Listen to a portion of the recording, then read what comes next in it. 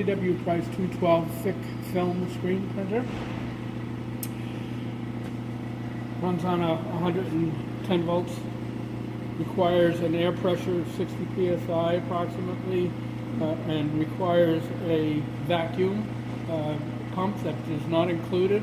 It actually requires two pumps. One is included, which is inside the unit, and that's for the pull-through option, which this unit does have.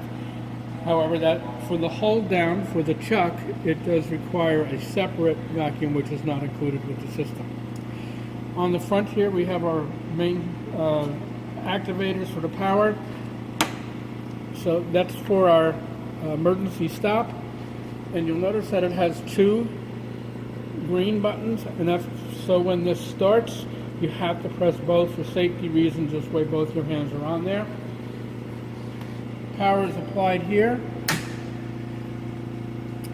All your controls for your print modes, your flood, your squeegee are all here, and your vacuum pull through, your vacuum hold down, which you can see is here. This is your air knife. The air knife is located here so that it blows off debris as the chuck goes underneath the screen. Single or alternate, double, and these are your print modes, or off, flood on and off, your delay time for your squeegee down, and again, you can jog the squeegee with these buttons here. Here's your hold down. I have a blue film on here.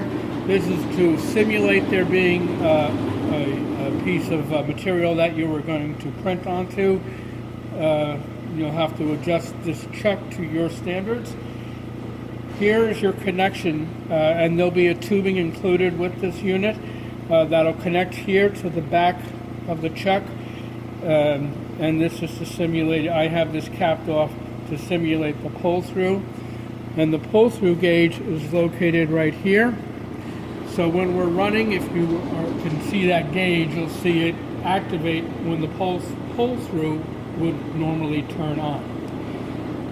All of your other controls, your squeegee controls, up, down, pressures, all of that stuff is done up here, and you'll have to set them according to what you need.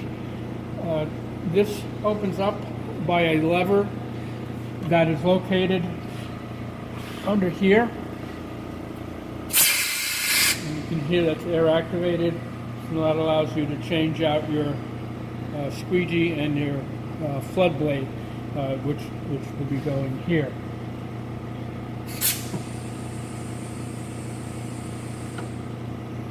And once you have everything set up the way you want it to, at this point, we're going to assume we're going to go a single, and we're going to actually do it, and this is the way it will move. So I have to push both at the same time.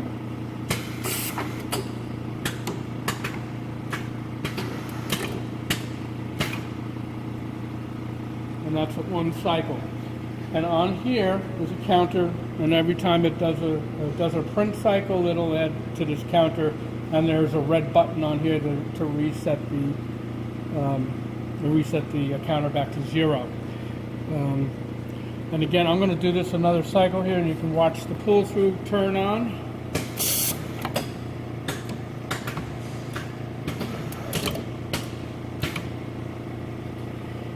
The other thing is that your adjustments to your chuck are here, and use these levers to loosen up the chuck.